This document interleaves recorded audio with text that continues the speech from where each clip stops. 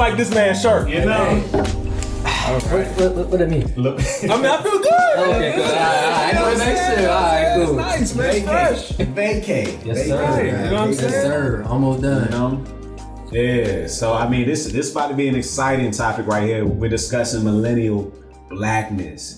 And so, as always, at the top of the key, our mission is to cultivate a space where vulnerability, transparency, and humble curiosity serve as healthy roots for individual and collective progress. And how could I start without checking in on my brothers? How y'all feeling? Hey, man, I'm feeling good, man. Yeah. Hey, I said I feel as good as this man. Hey, bro. I feel great, bro. I'm about to, bro. Vacation coming soon, bro. Vacation coming soon? Yes, sir. When is the vacay coming? 2 weeks. Excited.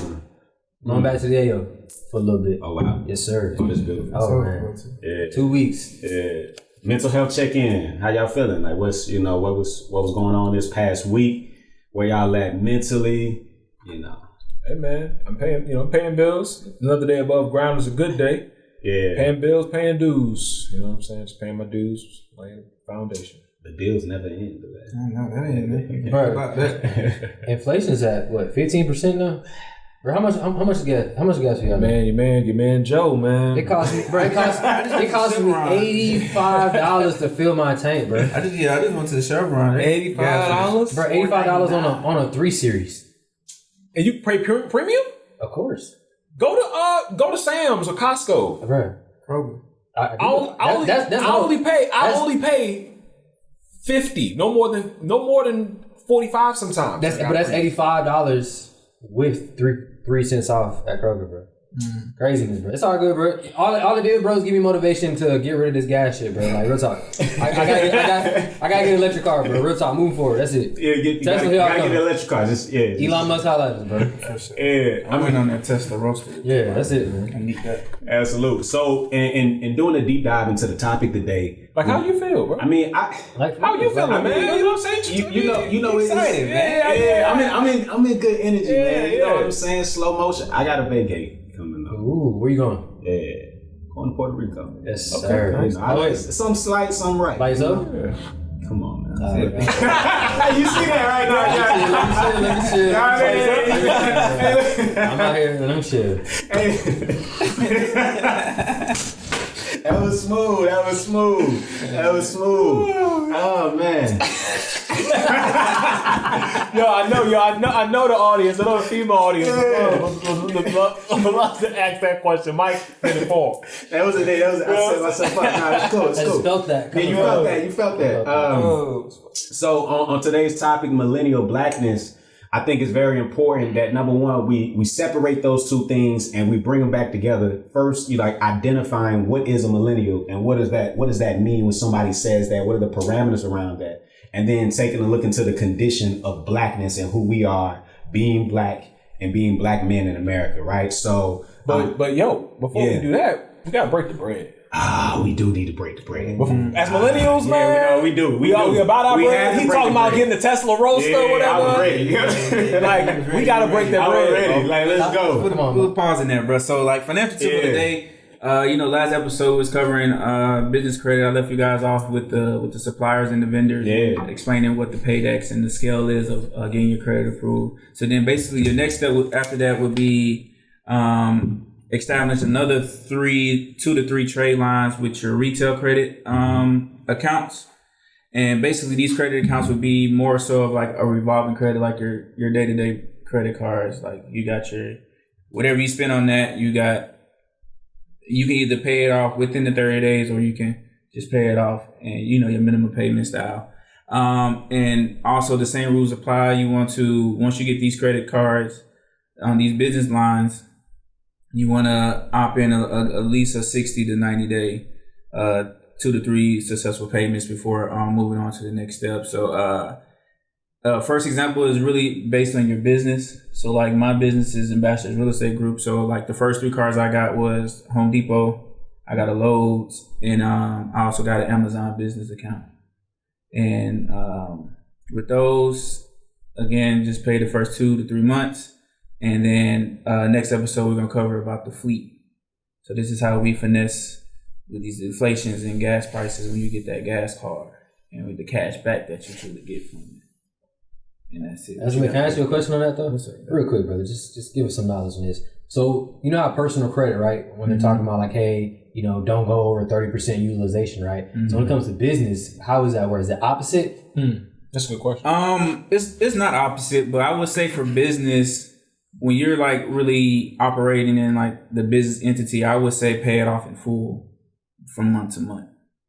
Because ideally, when the creditors really look at like your reporting, like how you making your payments, when they can see a history of you paying things off by the month, then they would be more lenient to give you more credit. You get what I'm saying? Versus on your personal credit, if you do the same thing, they might give you a max of 10 to 15. But for a business credit, if you paying those month to month and you knocking it all out, and that utilization is really staying between I'll say under 6% for business, 30% for personal. But ideally for both, just keep it at least 6% minimum. And with the business, then they'll give you a maximum of like 50 to 60K.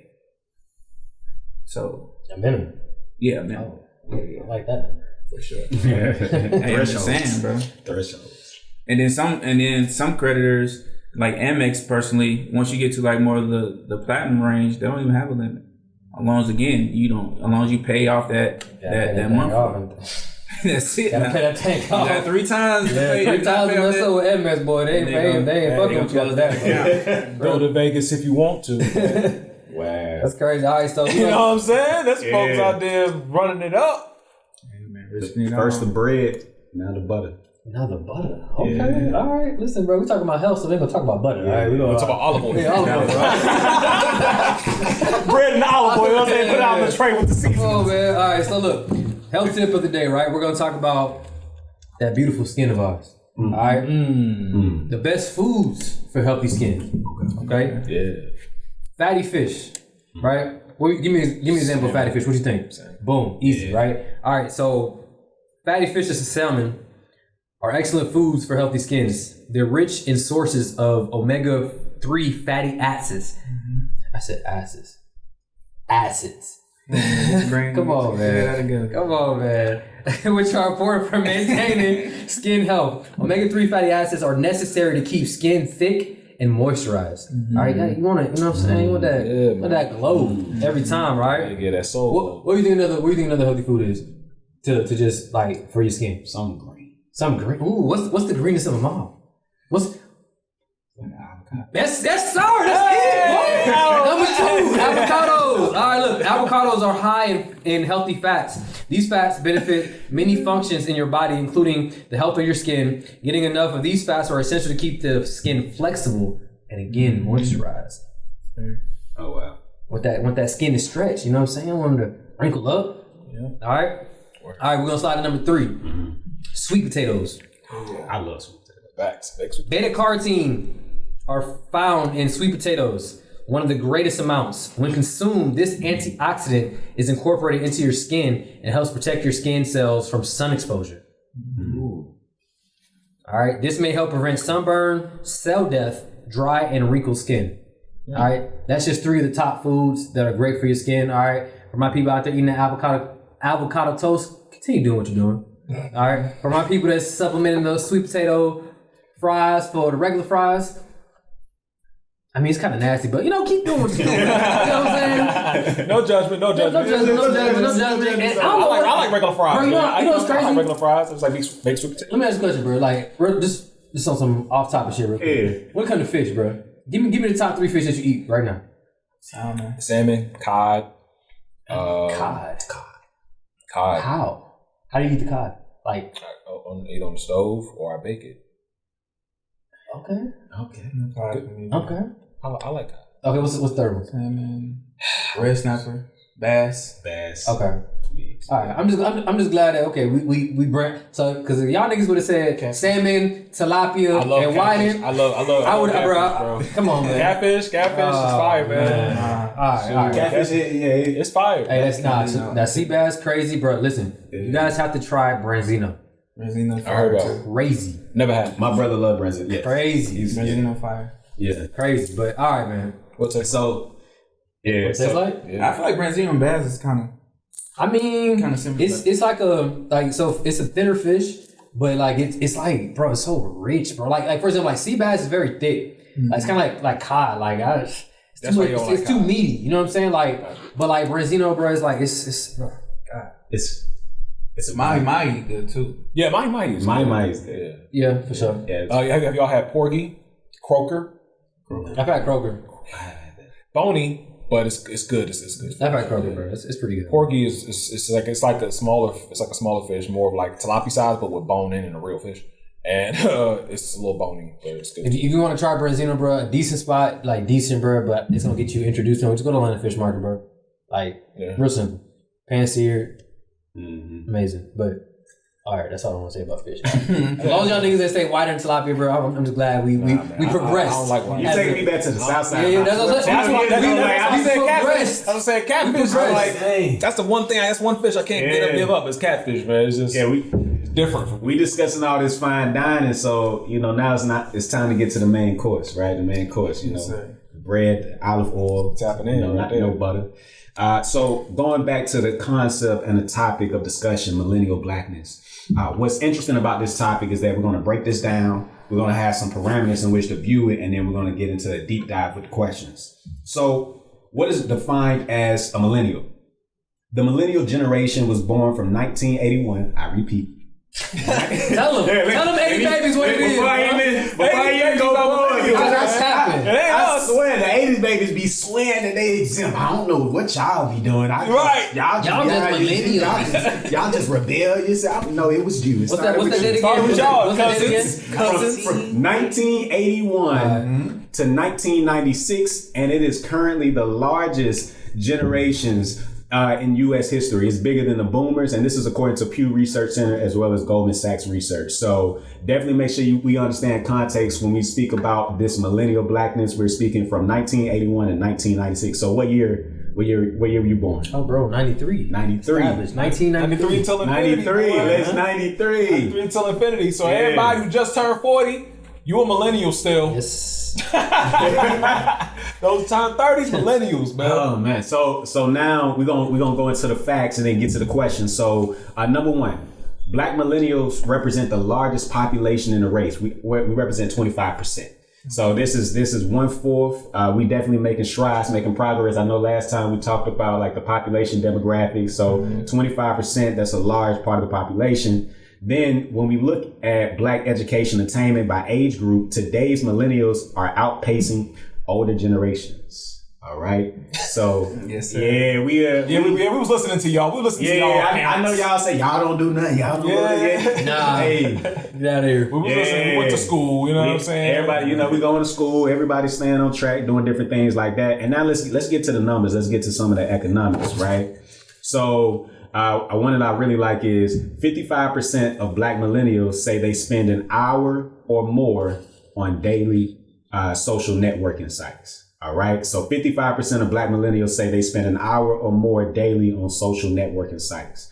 Now, this is 11% higher than the total millennial population, but I think that's interesting even when we start to discuss how we communicate just using online platforms and so forth. Mm-hmm. And then moving on to number 6 over here, about 80% of Black millennials with at least a bachelor's degree still have student loan debt, compared to about half of white millennials.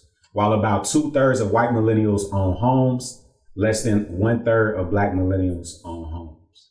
So that provides a means of comparison. So now we're getting into the condition of what it means to not only be a millennial, but to be a Black millennial, and what that means economically and from an educational standpoint. And as we can see in comparison to our parallel counterparts, we're in a situation where many of us may have degrees and so forth, but we tend to have more student loan debt, and we also tend not to own as many homes, right? So that has a direct impact on us. So now, with that being said, we're gonna move into the first question.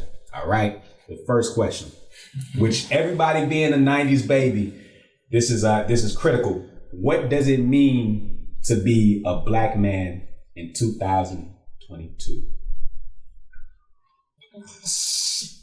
Everybody looking at me. I feel like you're about to come with the sociology. This question was made for you. This question was made. I need to start it off. It was made for you, bro. Come on, man. What does it mean to be a black man in 2022? Sheesh.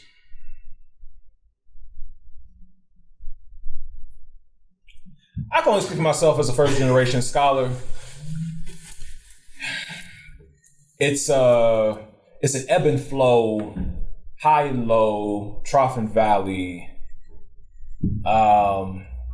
peaks and valley. It's an experience. I love all there has to do with me as a black man, and I have a lot of conflicts with things that have everything to do with me being a black man. Woo! There are stereotypes I'm trying to not exercise, but there are stereotypes that I couldn't be more proud of. There are prejudices that I didn't ask for, and there are prejudices that may lead to me to actually want for you to look in my direction to begin with. It's such a polarizing space to walk in. You're thinking about, as a black man, you're thinking about your mortality every day. You're thinking about, again, the conflicts in which your very existence can bear down on your very shoulders and in your very life, while also trying to maintain and aspire for the hope and the faith in which those conflicts will no longer be once you become more of you. So as a mortal human being, spiritual human being navigating this space, finding one's purpose and passion, you just want those conflicts to lift because you didn't ask for it, but it was bestowed upon you because you are a black man and because you're black, period. You're a melanated person, period, in this country. That's what it means for me to be a black man today. I don't know how y'all can grab whatever answer that was from that, but that's how I feel whenever that question is being asked to me. Yeah. Well, you spoke for me too, bro. For sure. Spoke for you? You feel that? I feel that, bro. You feel about that? Yeah, no, I mean, I agree. He kind of cover all aspects. Yeah.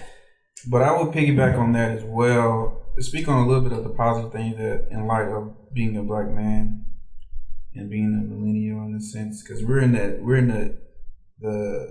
kind of in the age and years in the times of now where like anything is possible, right? Right. So as a black man, as just from even a woken mindset, like we're feared out here, you know what I'm saying? So our success is the most feared thing on this earth. You get what I'm saying? So I take that fear that they have of us, and I just put that more into a positive light to be myself. Because the more I am myself, and the more I strive to accomplish all the things that I need to accomplish for myself, my family, friends, and just the world to just be a better place in general, I just opened the doors for, the passion, the young generation that's coming up, before me. So we can just take that positive light of being a black man in America from that standpoint. Yeah, and I also think sometimes being black, it's interesting because sometimes I almost feel as if I'm fighting for the right to just be here. Mm-hmm. And I constantly feel and think sometimes that, not that I have to prove myself to anybody, but I have to prove myself to me that I can figure out these obstacles that I look at as opportunities for me to become whatever it is that I'm trying to become. And sometimes it's trying to navigate without a blueprint, without a map, without the tools, without the resources, and still make it happen and look and say, no, I did that. So sometimes as a black man, for me, I think it's almost like you're just fighting for the right to just exist. Mm-hmm. And once you get past that, I'm fighting for the right to be successful in my own existence. Mm-hmm. And then when you get to that, it's looking at it from a standpoint of what exactly is success for we as black men, because sometimes we automatically are attaching ourselves to, what we can produce, right? In a sense of like that what I'm able to produce is a reflection of my manhood, or is it? And then if I'm not in a certain income bracket or don't have a certain educational opportunity, am I looked down upon, or should I even concern myself with how I'm being perceived if I'm just doing my thing and I'm able to take care of myself? Or, when the larger audience looks at you and they view you in a certain way because you haven't accomplished these things or because your decisions led you here, it's just a true manifestation of just the choices. So I think for me, being a black man is, all about those decisions that you make. Yeah. Yeah. I mean, damn, Elijah, you just want to take my shit and just roll with it. Damn, boy. I mean, so like to piggyback on both what you and Jalen said, I agree with you guys like 100%. Like, like you're, like you said, like you're fighting just to like, it's not like to be accepted, but it's just to like be normal. Like, I have to put on a bigger fight for everybody. Like I'm getting hate from here. I'm getting hate from here. I'm even getting hate from my own people. So like for me being a black man today, I think the word underappreciated, I'm not gonna say it's too harsh, but in our society nowadays, like you said, like if we're not in that certain tax bracket, we're looked down upon, right? If we're not, successful at 25, think about dating world, right? Like in this age of being a millennial, the social media era where success is just painted quick, easy, fast, and if you're not successful by 25, then you're just not nothing. You know what I'm saying? Like it's crazy, Yeah. We haven't learned how to normalize being in process. Yeah. Ooh, that's another one. There we go. I like that. Like, me and you talked about this weeks ago. Yeah. We was in super pre-production, and we had not a disagreement, but we had an understanding leading to the same point about being black. How much weight do we put on the man, or how much weight do we put on ourselves as being accountable to our own success and to our own demise? And I kept telling you how crippling slavery was. Right. And you was like, man, we gotta stop talking about slavery. And I was like, but that was the start of our dehumanization. That was the start of our dehumanization. That was the start of us officially being told, based on our involuntary migration, that you have to work to exist here. Your labor is your existence. You are a prop. If you do not act in the way in which you're told, right, you will die. Right. You will face persecution that is beyond just me just snatching your ass and bringing you here. Your legacy, your family, your livelihood is over. And seeing that decade after decade, centuries after centuries lead us to this point as Black millennials, still having this lingering, hovering cloud of, why does it feel like I have to fight to be a human in the country in which I built? Oh, say it again. In the country, what? In which I built. Yeah, I think it's important to really contextualize that, because in my position, it's always something that should be regarded and be acknowledged and be respected as something that has happened as a hallmark in our history, and it's something that we constantly are learning from. And it's important because it helps tell the story, right? It helps get us to where we are now. We can evaluate, we can say, okay, this happened, so now this helped put us in the position that we're in now. But I also think it's important for us to get to a place where we have a level of awareness where we recognize that this happened, and now we have to do something about it. That's right. That's what we are. That's what we are. We're trying to regain and reclaim the humanity of our nation because we are Black men. We have the pressure of being the leader, the one who has to produce and create an atmosphere which not only for them to look to us to do, but hell, we want that for our children. Right. Like, I mean, it's going to break my heart having to feel that my 7-year-old son, 8-year-old son feels like at whatever point in his life that his existence is contingent upon things that's out of his control. The same way in which I felt it, having to undergo that form of spiritual death in that moment of your son coming up into a world where he's going to figure out and find the nightmare that you found out. And that's why we have to put the work in to really chase down this elusive cat of a villain that has ripped us of the opportunity to feel human. And which gets to, in part, like, okay, we acknowledge that there's and again, this goes back to our discussion because we know that there's a system of rules, processes, procedures that have positioned us in a certain condition.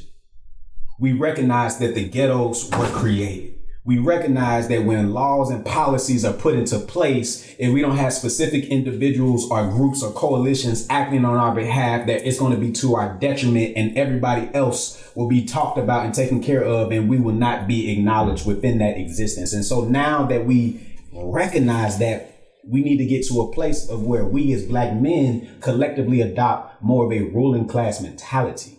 Because what has happened is that we have been so comfortable in it is what it is. Ooh. Like we fucking hate that. We many of us have learned to accept being beat down. And see, that's one of the issues I have, like with the slavery. Like we've accepted. Well, I can take it because I took it back then. Yeah. And you know, so it's this odd thing of just like, you know, we want to fight. And then many of us are choosing not to fight, even when we look at Black men and suicide, and just many of us are choosing not to persevere because it's like this existence. I don't want to keep living in this. You know, I don't want to be a part of this. I don't have to constantly feel like I got to prove myself or I have to do all these things just to matter. And it's like for us as Black men, we are at a place where we have to adopt a ruling class mentality where we're looking to dominate the environment. And the problem that I have with, like, you dating it back to slavery, we still have a roadmap. We have no blueprint. We see Robert Smith. You know, we see the billionaires that are around. We see certain, you know, okay, we have Jay-Z. We got a couple of celebrities that have achieved a certain amount of fame and notoriety. And then you still see that even when they get to these rooms, they're capped. So it's like, okay, what does it mean for us? How can we use that and pivot and go into the military strategy to figure out how we can take over? And that's where I'm at with us, because I'm just like, this is getting ridiculous. We've been talking about this for 400 years ago, 500 years ago, and that's cool. I get it. But we got to get to a place where we start planning how to move, man. We need to plan how to move on some just a little bit. Just what's the that we were just talking about the other night? I was saying about the guy. Which guy? What was it? Powernomics. Oh, Dr. Clyde Anderson. That's Claude Anderson. Yeah. That's, to me personally, that's my best solution. Money. It's always money. No, that's real. It's always money. Always. It's always money. Yeah. Okay. Yeah. Can I say? Okay, real quick. Go ahead. I had the pleasure and opportunity of meeting Dr. Clyde Anderson and the late Dick Gregory when I was in Washington D.C. first year law school. Very, very thankful for that. I love them, bro. I love them brothers. Mm-hmm. I have the books by Dr. Clyde Anderson. And I'm gonna be honest with you. Okay. I have the material. I read the literature, read it multiple times. I actually created a business plan called Greenleaf Marketplace based on his hydroponics farm concept with Dr. Clyde Anderson.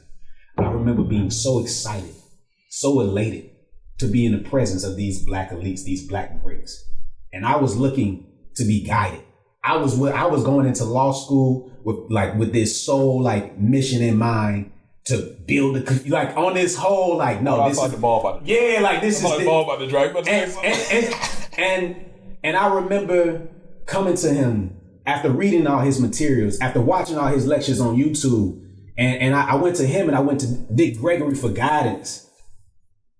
And you know what they told me? And I'm just being honest. Be honest, bro. It's honest. You know what he told me? Because I remember seeing him backstage because it's so present in my mind. And I was like, man, I read the books. I was like, I'm ready. Tell me how I can best help you. Just keep reading. No further instruction when you have ready soldiers, right? In that sense, right? I'm coming in young. And this is how some of our youth are. And then we get mad when they end up in the gang because they getting certain guidance from certain people. You have somebody that's educated that's coming to you and they saying, okay, just give me the guidance. Okay, just show me how you did this. I just keep reading. Bro. And that, I ain't gonna lie, that what does that mean? That's what it messed with me. Like you gotta imagine like that messed with me. Remember when we talked about the lack of mentorship in our Black community? Is that where you kind of come from? Yeah, it was like you're coming to you. I'm coming to you with a direct question. Give me a direct answer, and you're just keep reading. Oh, bro, keep doing what you're doing. No, nigga, I'm not asking that shit, bro. Yes, I'm asking how did you do it? What mistakes did you make? What lessons did you learn so I don't have to make the same fucking lessons, so we don't have to keep repeating the fucking cycle? Right. How can I start off where you left off? Right. Yes. And that's an odd thing. I mean, I remember last thing I'm gonna say before we go on. I remember talking to some of the Black partners at some of the top law firms, right? And I remember I asked this one question, right? Because we call them white shoe law firms, and you can hear it, from the psychology, sociology, the white shoe. This is the top grade, right? The ivory tower. The ivory towers, right? And there are Black professionals that have went on and done amazing things for our people, and very, very appreciative of that. But when I asked this specific partner, and then I asked another one, I said, where's our scat? Where's our ivory tower where we can go and make 300,000, 200,000 coming out of law school? Because we have these Black partners that are all working at these top white shoe law firms and making, XYZ $1 million. And you know what he said? We ain't gonna say no name, but you know what he said? It's just more comfortable doing it like this. And that to me, it was like, I looked at him. I was like, "Come on, no, bro." I looked at him. That's what I was telling you. I looked at him and I was like, folks just. I didn't know what to say. What do you say? What do you say when somebody's like, "This is this"? He was like, "It's just it's a lot trying to do that. It's a lot of us. We're spread out. There are, but it's like, where's the conglomerate? Because they have this. Spread out because you don't have that. But you know what's so crazy, Elijah? And I know this is gonna go back to your argument with Jalen. But that all comes back from that slavery mentality where we get conditioned. I agree. You see where I'm going with Jalen? Go ahead. I want you to take it over real quick. I want to take it over because I'm sunken in my seat based on his two anecdotes. Yeah. I'm still like this because I've been telling Marlo and I was telling you when I'm in school. Right. I just told you this. Yes, sir. How I'm seeing beautiful Black folks, brilliant, the best of the best in these places. I'm in higher ed. You're in law, I'm in higher ed. So I'm seeing from two places where Black folks knew in order to change the game in this world based on our historical past, you have to go to school and you have to do it by way of law or in education itself. Right. You have to get into the schools to try to inbreed with all the other Black folks coming behind you of the doctrine needed to create mobilization and create the progress in which we all want. Mm-hmm. So I'm coming in higher ed expecting, I'm still there, so I can't, still there. But what I'm learning is that Black folks are hesitant to bet on themselves because they have a lot to lose. They say they have a lot to lose. I'm married. I got kids. I don't want to have to move out of Atlanta. I don't want to feel like I have to do this or do that. It's costly. It's just this shit. Just all the things you can say that's like, yes, that I ain't gonna hold you. Yes, those are things. If I was in your position, yes. Excuses. But too comfortable. As someone who is, yes, in my future I'm going to be married. But as someone speaking globally about me not having kids, I don't have that handicap. I'm sorry, I don't have that burden. But even then, if you want to talk about that, all the greats in our past had kids. All the greats in our past had wives and husbands. And they still went out there and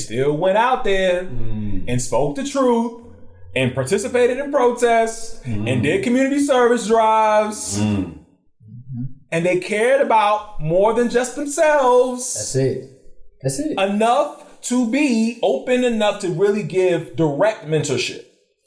Direct mentorship. There's a sense of selfishness embedded in that.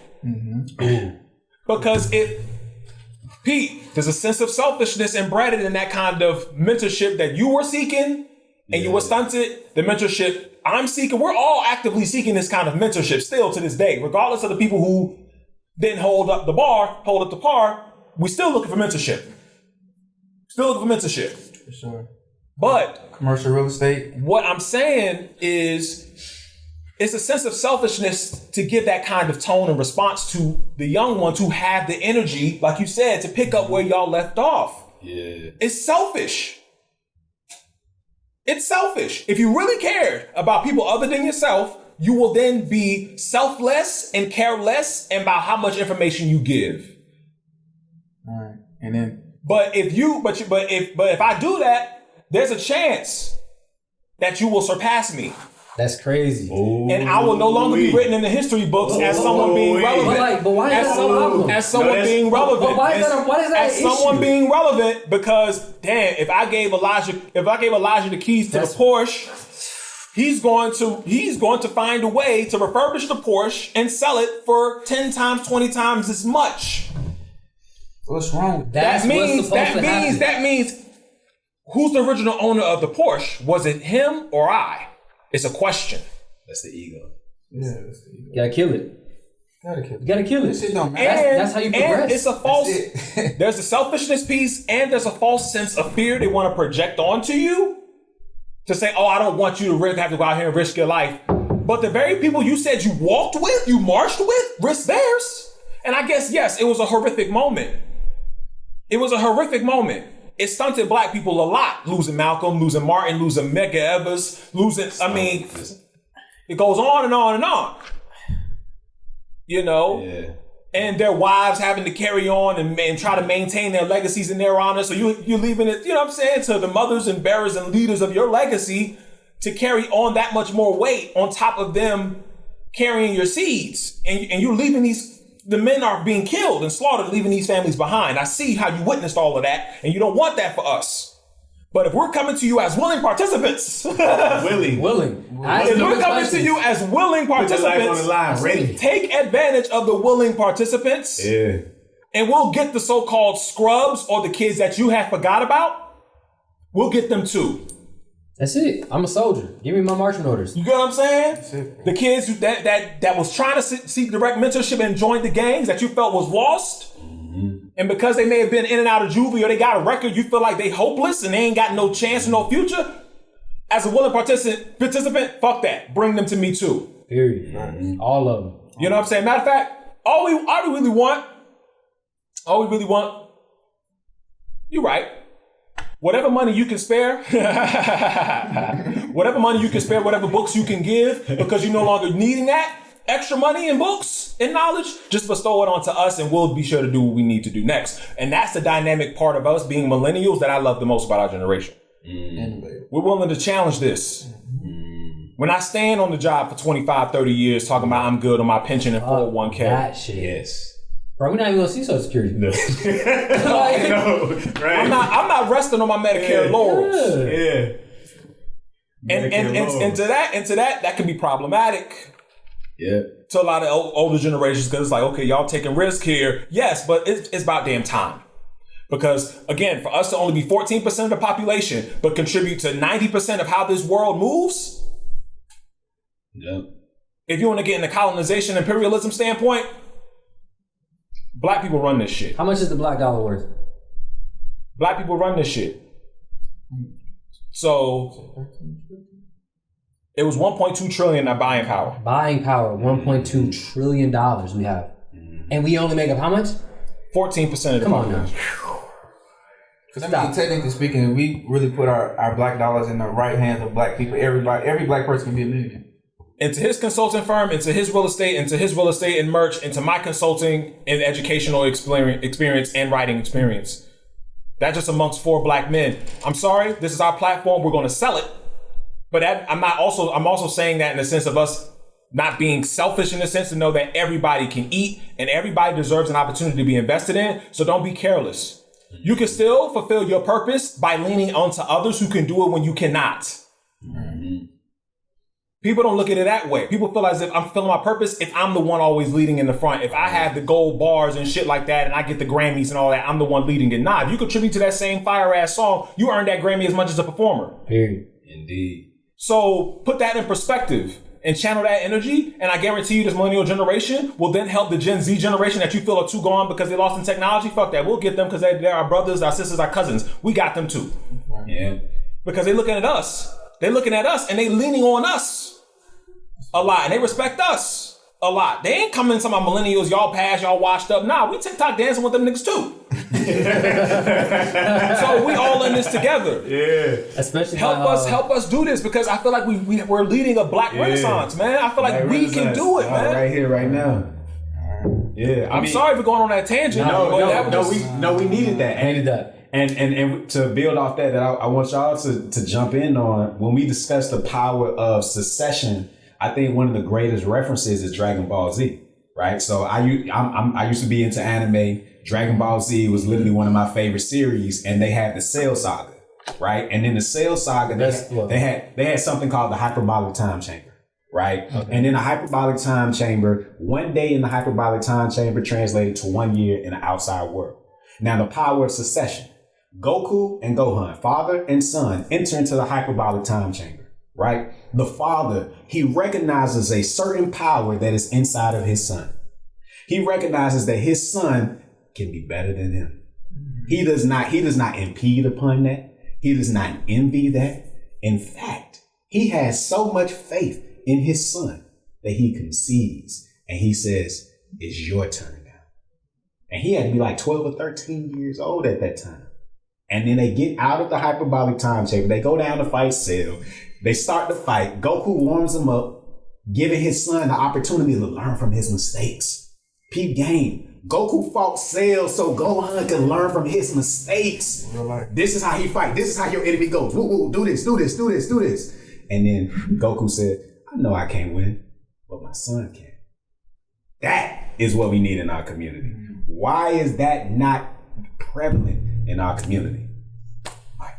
Bro, this is the only podcast that a nigga can use Dragon Ball Z as a great fucking reference. That was great. That was great. That was good. I was like, yo.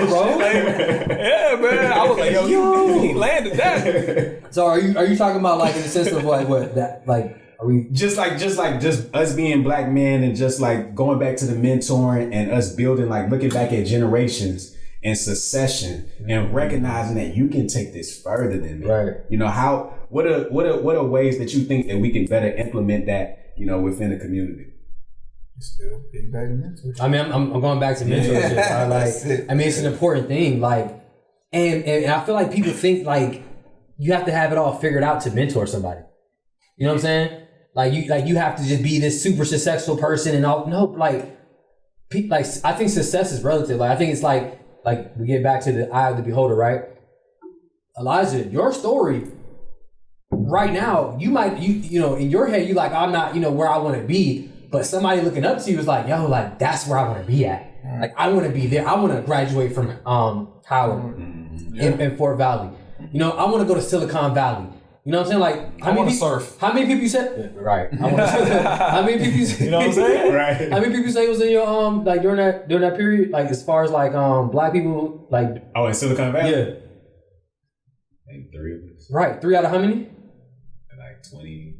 Right, but like you're up there with the elites. Yeah. Like how many? Like what about that one black kid? It's like, damn, I want to be like that. How did you get there? How did you get that opportunity? Like so. I think going back, like I said, to mentorship is a big thing. And also just like dropping the fucking ego, bro. You know what I'm saying? Like, just drop it. Hey, somebody wants to know how to do something, bro. Like, give your time, bro. Like, pour back into your community. Kill the ego. It's craziness. Like, I'm gonna say something. I know this, but last time he did it, we found out he was married. So I'm actually an Eagle Scout. Oh wow! Right? Yeah. And I'm like already the percentage to be an Eagle Scout is very low. Like it's just in general the Boy Scouts of America Association. But as a black man, being an Eagle Scout, it's like 2%. Like, not even think that, bro. I think it's like 1%. Wow. Yeah, God, I had no idea. I was in Boy Scouts for a short period. Right. I remember seeing them. Right. So, but like the thing I think about it all the time is that like I look at my father, like, you know, when we talk about like generations, like, you know, like what is it, Gen Z? What is it, the baby boomers, right? Boomers, yeah. Before us? But before, Gen X, no, Gen X. Gen X is our parents. Yeah, Gen X, right? So Gen X, right? Like, I saw that my dad, like one of the reasons I'm very big on mentorship because I saw my dad do it. I mean, my dad would, you know, work his jobs, you know, 10 hours a day, whatever, but still make time for that one weekend, you know, one day out of the week to mentor a troop full of nothing but black kids. That all the black kids that I came up with, so you're talking about 12 of us, all are Eagle Scouts. Wow. All because my dad decided to take time out of his day. And now, granted, you know, my dad, I mean, he's successful in his right, you know what I'm saying, software engineer, doing his thing and everything like that. But, you know, he said, you know, I'm going to take my time in order to change the lives of these black boys so they can be successful and get put in the percentage just so they can have something on their resume that other people don't have. And I'm going to give my time. You're talking from what? From what? Cub Scouts to Boy Scouts? You're talking 14 years? So imagine that dedication of 14 years, 1 week out the month, 2 weeks out the summer, you know, mentoring young black kids that most of them didn't have their fathers with them. You know, like in the family household. So he was the father figure. Yeah. Like just that alone, that little thing made a difference. Everybody that was in my troop are like at MIT, you know what I'm saying? Like in music, like in industries, like doing things all because of like that one day my dad instilled them. So that's why I said like mentorship is a very big thing, and we have to do that as a society of people, as a race of people to feed back into our people so we can build better leaders moving forward. Because at the end of the day, it ain't about what's going on right now. It's about what we're trying to build into the future. Like, hey, like at the end of the day, we're gonna be old, bro. You know what I'm saying? We want the young niggas to take care of us, right? Just like we take care of them, our parents. Right. So I'm getting off of my spiel about that, bro. Yeah, I mean, all right. So on that note, where do you feel Black millennials' power and influence can be exercised to manifest a more promising future? Right? Where do you feel Black millennials' power and influence, as we collectively have it, can be exercised to manifest a more promising future for all of us?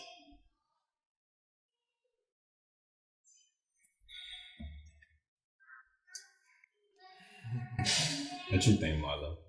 Go ahead, bro. Let me say something. Go ahead. I wanted my tangent earlier. No, go ahead. I don't really got no tangent. I mean, basically, I feel like with that, it just goes back again to the black dollar, bro. You know, like I said, sir. I'm a numbers guy, bro. So I feel like, as they say, money rules the world, positive or negative, no matter how you view or see it. But I feel like, it starts with the black dollar, bro. So like Jalen said, you heard me over here doing the calculations. If the black dollar worth is, you said 1.3 trillion? 1.2 trillion. 1.2 trillion.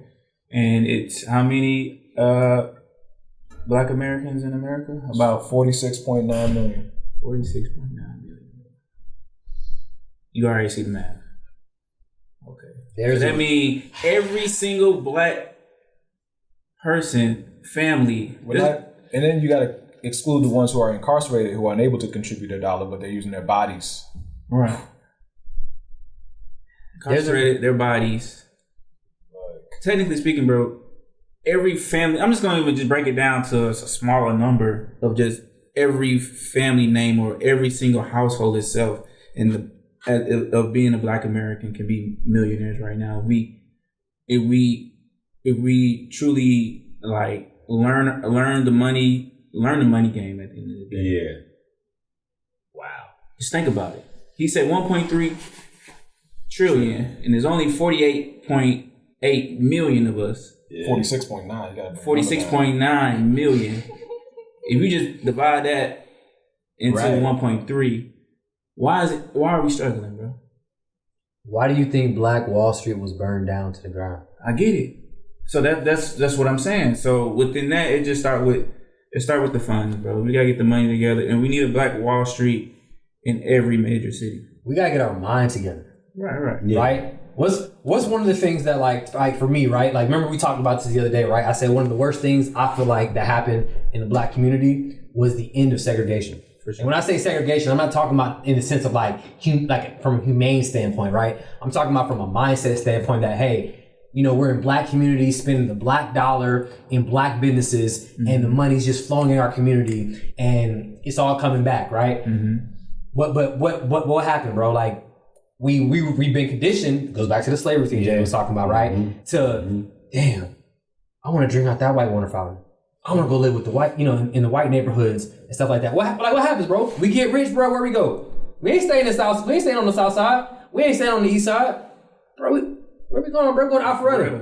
You know what I'm saying? Like, we starting to Buckhead. We get a nice condo in Buckhead, bro. We're not putting that energy, that money, the resources back in our own community. Right. All we're doing is feeding other people's pockets, right? Right. Because we've been conditioned, right, to want something else that we feel like we don't have, but all along we've had it, and it's actually been stronger. What do you see when you see fashion, when you see music, when you see, hell, even inventions? I see Black. What do y'all see? Yeah. What do you see with the Kardashians braiding their hairs, right? You know, wearing a certain fashion, right? I see Black. Or being with us. Right. I see Black. Conceiving our children.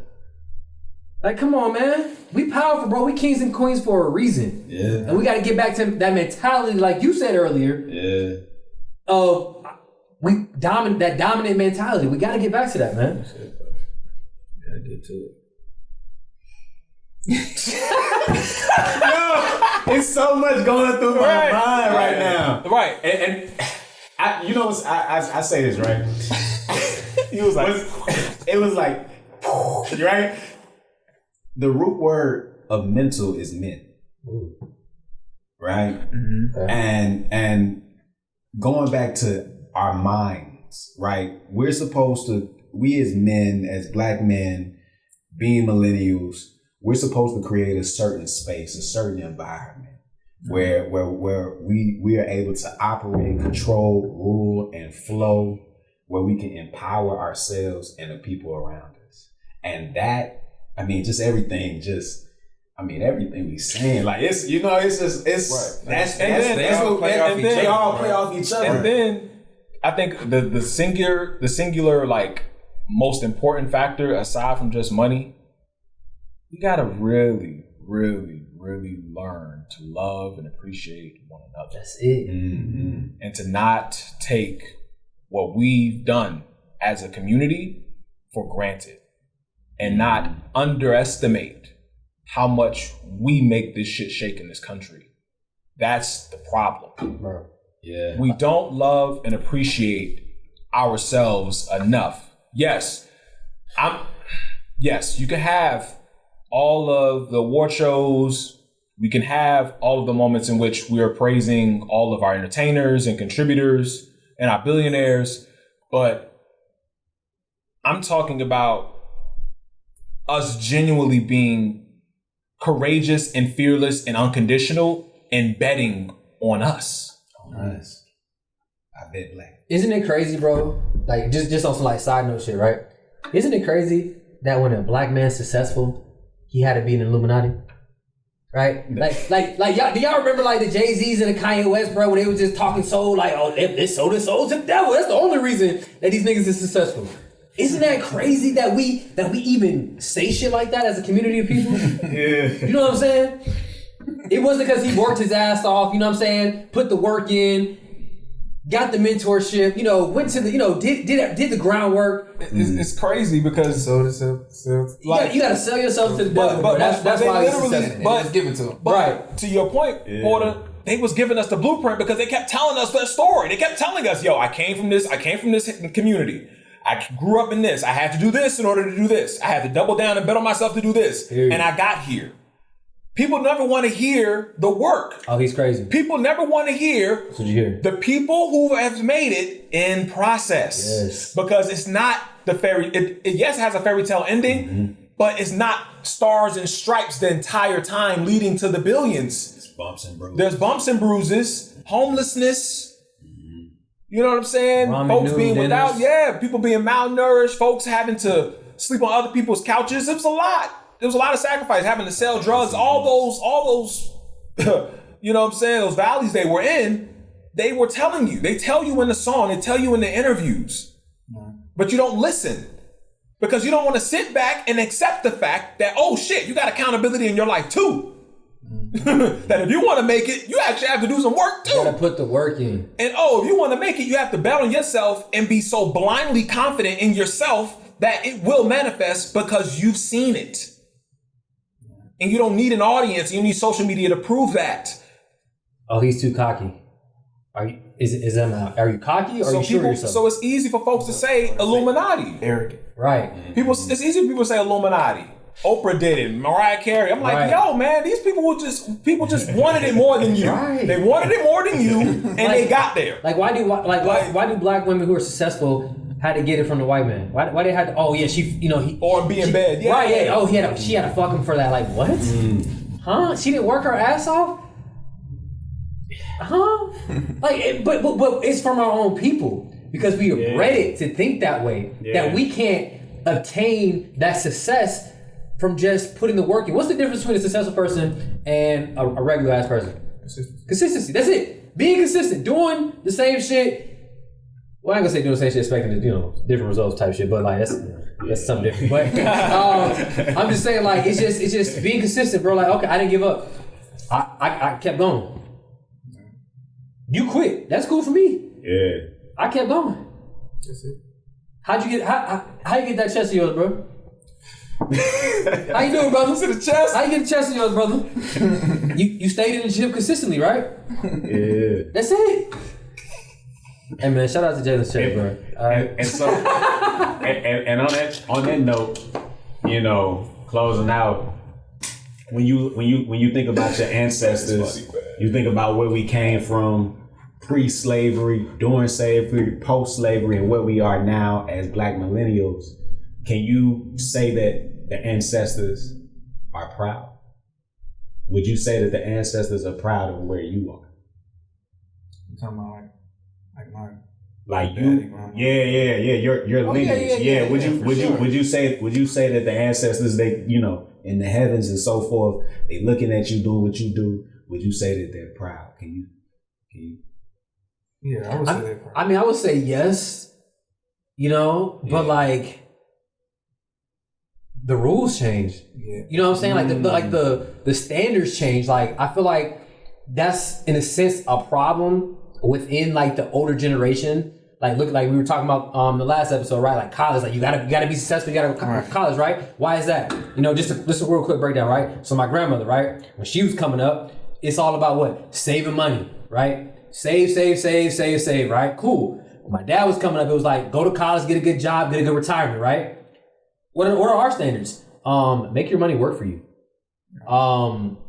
Less time at work, more time with your family. Buy your time back. Buy your time back. So it's just like, like for example, my dad would be proud of me already being 11 years into my career, but am I happy? No. Mm-hmm. Is that success for me? No, it's not.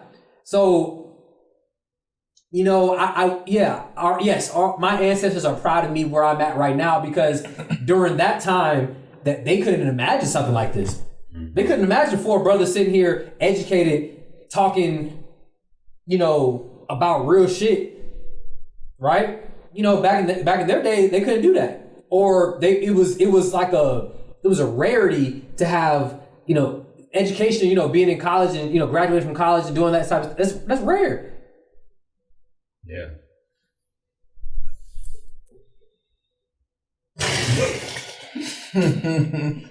You said it, man. Our ancestors are proud of us, but I also feel like our ancestors are exactly how you were feeling when you approached Dr. Claude Anderson.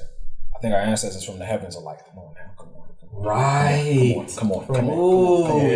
Like, you know what I'm saying? Like come on. Yeah. You got it. Just make this moves now. I can't give you the gym. I'm gonna give you messages, but you have to be open. You have to be in tune. Your chakras have to be aligned back to body, mind, and spirit. Mm-hmm. Betting on yourself is more than just betting and purchasing other Black businesses. We're talking about you too. We're talking about betting on yourself and betting on your people.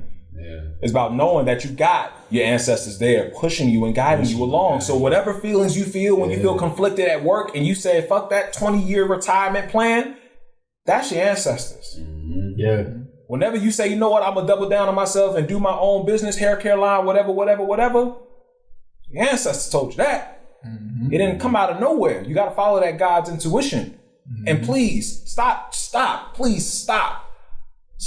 questioning it.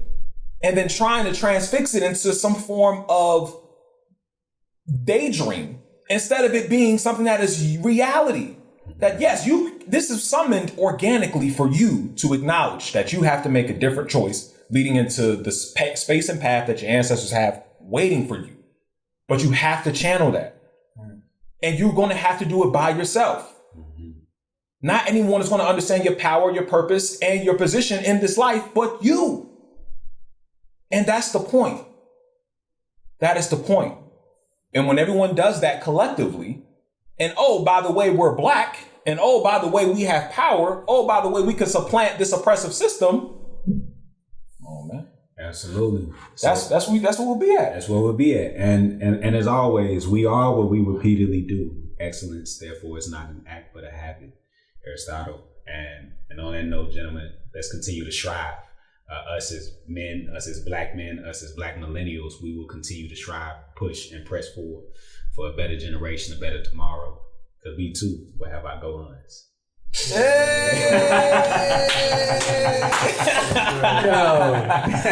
Yo, that's crazy. That was a great comparison, bro. When you started with that shit, bro, I was like, where's this nigga going? And I was like, oh shit.